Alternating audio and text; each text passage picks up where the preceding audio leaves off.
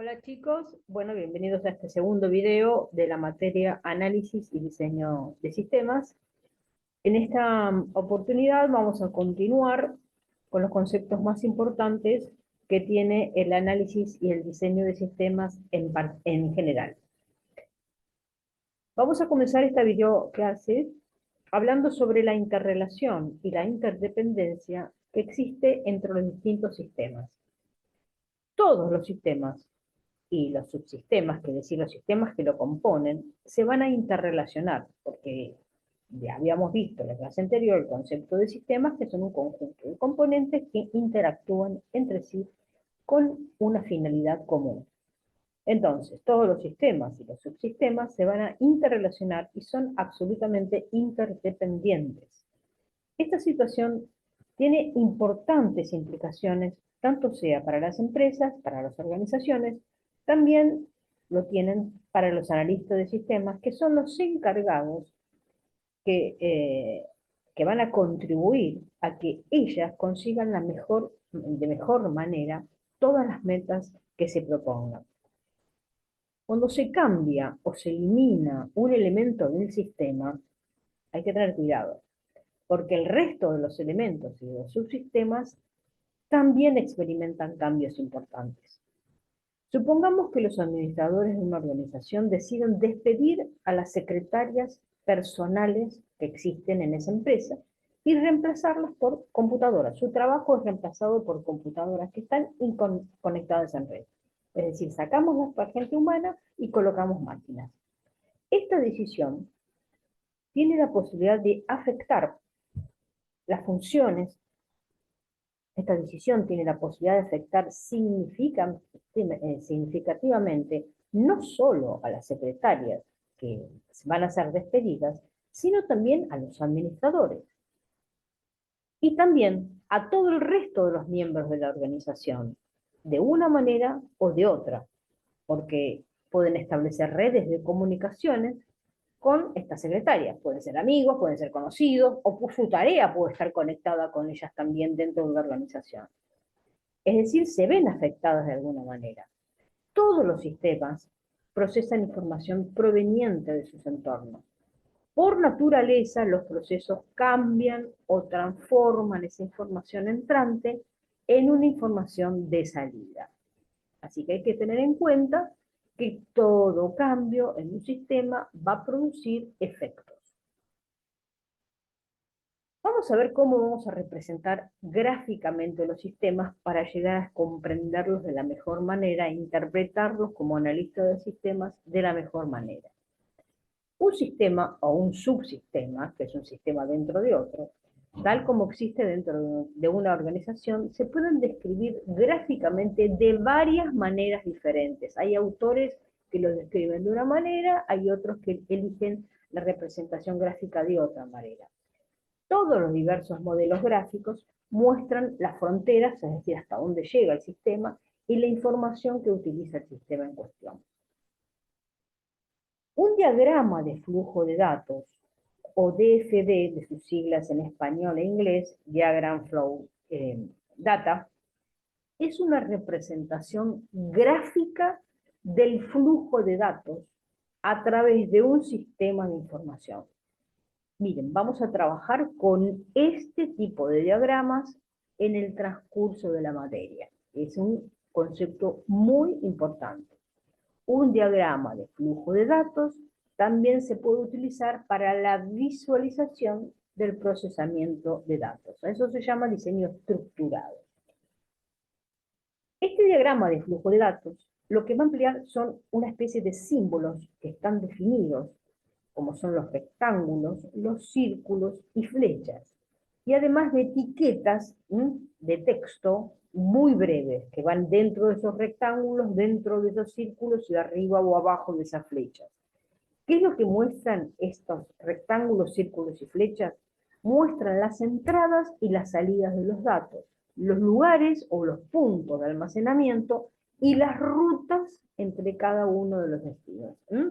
Cada uno de los destinos van a ver la ruta de cómo la información va fluctuando de un lugar a otro mediante el uso de este diagrama de flujo de datos. El primer modelo eh, es lo que llamamos el diagrama de flujo de datos de contexto, que es un diagrama de abstracción general. También se llama diagrama de entorno. Los diagramas de flujo se enfocan en el flujo de datos que entran y salen del sistema y en el procesamiento de los datos. Estos componentes básicos de cada uno de los programas de cómputo se pueden describir y en adelante y utilizar para analizar la precisión y la plenitud del sistema. Vamos a utilizar de ahora en más, en estos diagramas de flujo de datos, estos símbolos que son muy sencillos. Acá tienen un rectángulo con bordes redondeados y acá arriba es una notación, hay notaciones diferentes, vamos a usar esta nosotros. Este rectángulo de bordes redondeados con una línea que separa, acá va rotulado algo y acá va rotulado otra cosa. Esto lo que significa es un proceso. Un proceso denota la ejecución de una acción o grupos de acciones. En general acá va a ser qué acción está realizando y acá arriba quién la realiza. ¿No? Luego tenemos este cuadrado con borde el izquierdo y el superior, que están un poco más gruesos, al cual denominamos una entidad. Una entidad es una persona o un grupo o un departamento, qué sé yo, cualquier sistema que recibe o emite información y datos, que recibe o bien emite información o datos. Y luego usamos las flechas. Las flechas son los flujos de datos que muestran la información que se emite o se recibe. En la entidad, adentro vamos a rotular, vamos a colocar un nombre de quién es esa entidad, para saber de dónde viene, a dónde va a emitir la información, y el flujo de datos lo vamos a rotular arriba para saber qué tipo de flujo de datos es. Puede ser un remito, una factura o lo que fuera. Entonces, en un diagrama de flujo de datos, vamos a usar estos tres simples. Estos tres simples elementos nos van a servir como para dibujar un diagrama y para comprender cómo es un sistema en cuestión. Si hay que hacerlo de nuevo o si hay que reformarlo. Por supuesto que existe software para emplearlo. Antes se hacía a mano alzada cada una de estas cosas, antes de los 90, antes que existieran las herramientas Case. Hoy se pueden utilizar herramientas de software que lo hacen fácilmente. Visio es una de ellas, ¿no? De Microsoft. La siguiente figura que vamos a ver ahora ofrece un ejemplo y al solo efecto de que vean el ejemplo de un diagrama de flujo de datos del contexto, un diagrama general o un diagrama de abstracción de un sistema en particular. Este diagrama representa los elementos más básicos de un sistema de reservaciones de una aerolínea. Fíjense ustedes cómo es esto. Tengo una entidad externa a la cual llamo pasajero, otra entidad externa a la cual llamo agente de viajes y una tercera entidad externa que llamo aerolínea. En el medio hay un proceso que tiene un número, en general se numeran los procesos, y adentro dice, ¿qué es? El sistema de reservaciones de la... Es muy general esto, muy general, pero es como para que lo vean cómo se dibuja. Acá tengo un flujo de datos, donde dice el pasajero, lo que hace es una solicitud del vuelo, el sistema de reservaciones, con lo que hace que es, lo va a consultar. Obviamente, ¿a quién lo va a consultar? Le va a decir a la gente de viajes las preferencias y los vuelos disponibles. Esa gente de viajes va a emitir una información sobre la venta de boletos. Sea lo que sea la solicitud hecha por el pasajero o por el agente de viajes, el sistema de reservación lo que hace, lo que emite, lo que fluye hacia la reservación que tiene el pasajero o el agente de viajes, lo va a determinar, lo va a consultar con la aerolínea, a ver si tiene o no tiene el boleto solicitado de ese vuelo determinado. Es un diagrama de contexto general. Observa entonces cómo están utilizadas las entidades externas, el proceso y los flujos de datos en cuestión. Simplemente para que lo tengan presente. Ahora bien, en un diagrama entidad-relación, un DFD de ahora en más, refleja las relaciones claves entre diferentes entidades en un sistema de información. ¿Quiénes son los miembros? los roles, los elementos, los productos, las ubicaciones, conceptos y muchos más datos que pueden fluir de eso.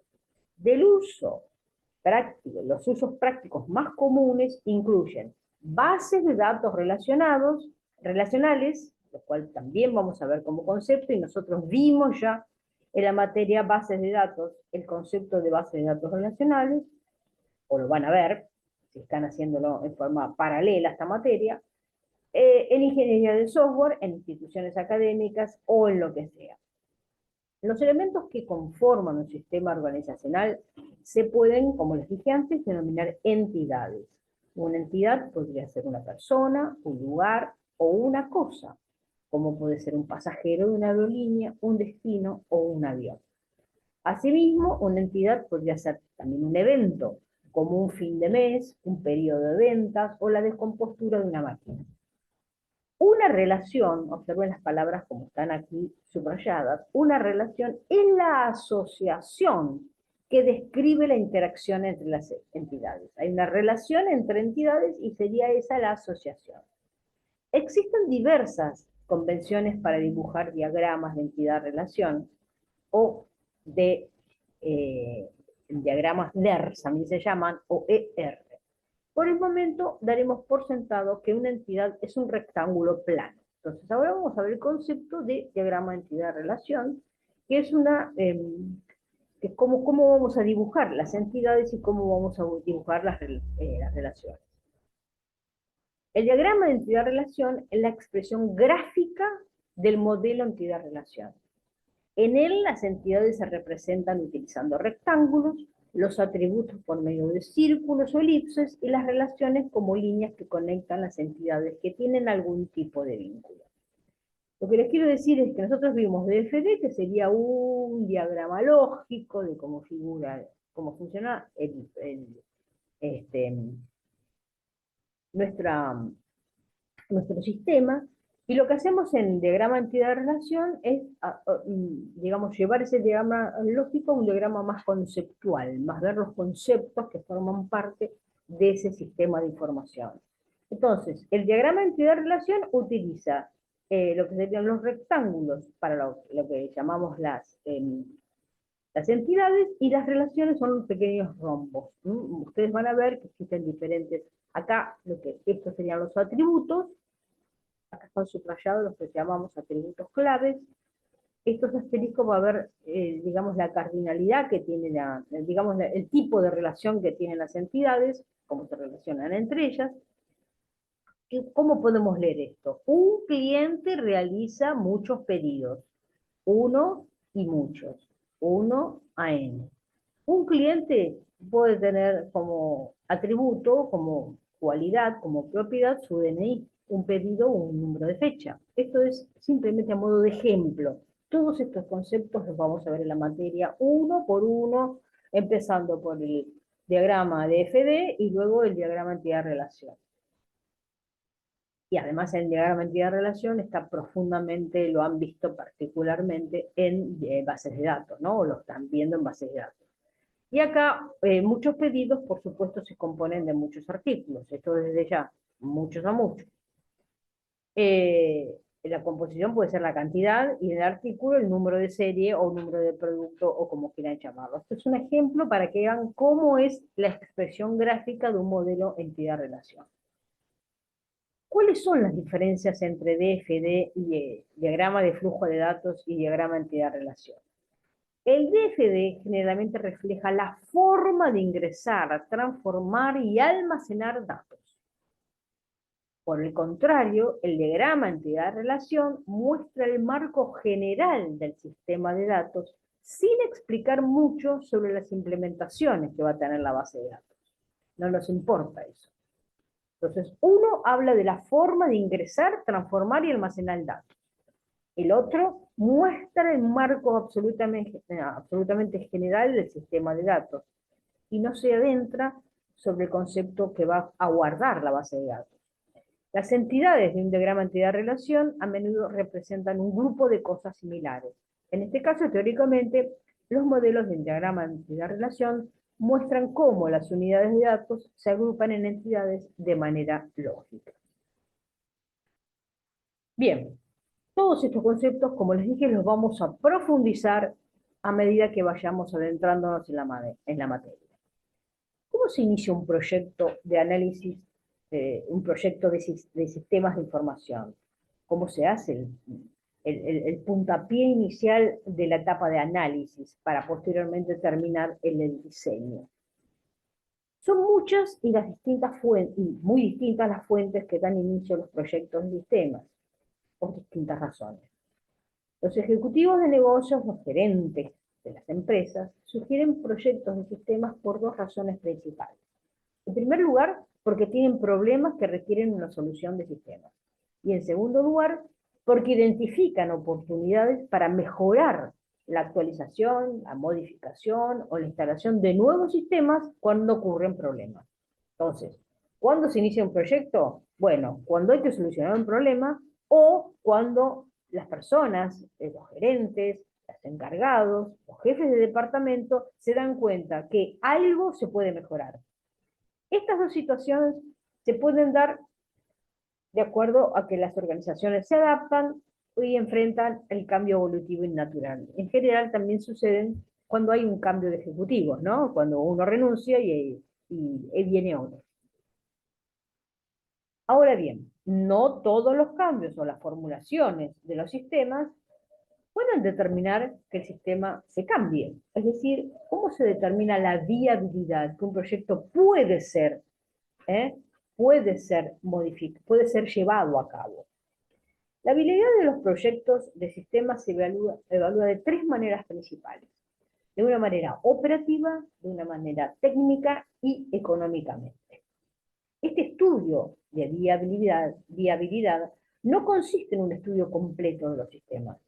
Más bien, antes de llevarlo a cabo, el análisis y el diseño de un sistema nuevo, primero se estudia si ese sistema puede ser llevado a cabo. ¿Cómo? Operativamente, técnicamente y económicamente. Es decir, se trata de hacerlo, se trata de recopilar suficientes datos para que los directivos, los jefes, las autoridades, tengan los elementos necesarios para decidir si debe procederse a realizar el estudio de sistemas, para llevarlo a cabo. ¿Qué es la viabilidad técnica cuando hablamos de esto? El analista debe averiguar si es posible actualizar o incrementar los recursos técnicos actuales de tal manera que satisfagan los requerimientos bajo consideración. Es decir, si hay suficiente técnica, ya sea de hardware, ya sea de software o de personas que están involucradas, que puedan llevar a cabo esta tarea. Si técnicamente es posible hacerlo. Por supuesto, la viabilidad económica también va de suyo.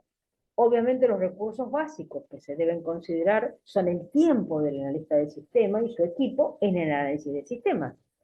Este costo, obviamente, es económico y no solamente en pesos, sino también en tiempo. Y el costo del software, el costo del hardware, es decir, la viabilidad económica, ¿cuánto va a valer el sistema? Tanto sea de recursos humanos como de equipamiento de hardware como equipamiento de software. Y por otro lado, la viabilidad operativa. ¿A qué nos referimos con esto? Esto va a depender de los recursos humanos que están disponibles para que el proyecto implique determinar si va a funcionar o no, y si se va a ser utilizado. Hay muchos sistemas de información que se han desarrollado, que han visto su posibilidad de que la viabilidad técnica y económica se va a llevar a cabo, pero operativamente el sistema nunca se usa. ¿Por qué? Porque hay resistencia de los empleados, o porque en un momento determinado hubo un cambio de gerencia y se dejó de lado. ¿Está? Entonces, una vez analizada la viabilidad del sistema, recién y aprobada en sus tres fases, técnica, económica y operativa, se lleva el siguiente paso, que es la planeación y el control del proyecto. Muy bien. Si hablamos de planeación y control de actividades, el análisis y diseño de sistema involucra muchos tipos diferentes de actividades. Son muy diferentes todas,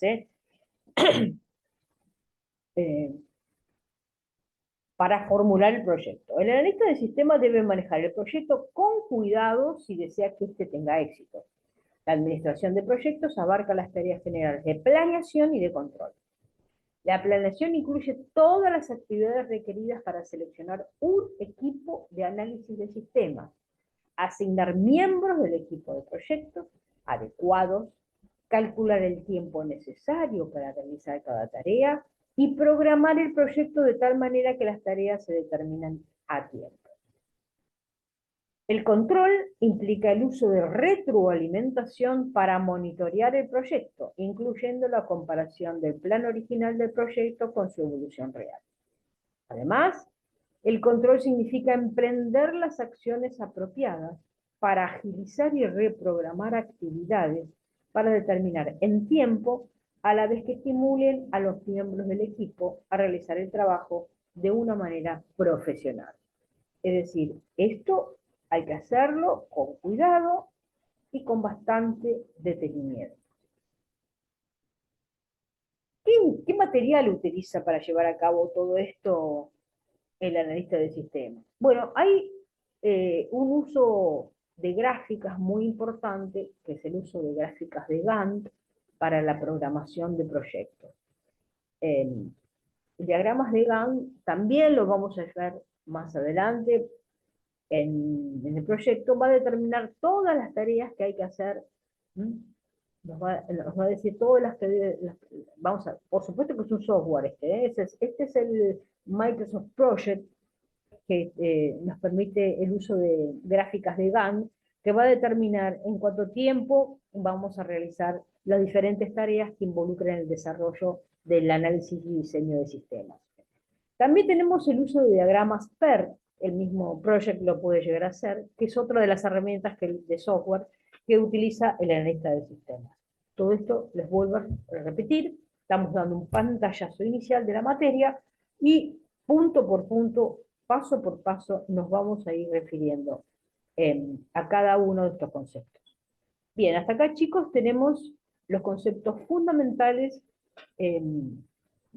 una pequeña introducción entre el aula virtual 1 y este video número 2, de los conceptos fundamentales de análisis y diseño de sistemas. A partir de la clase que viene vamos a verlos con mayor profundidad, punto por punto. Bueno, los espero en la próxima clase y muchísimas gracias por todo.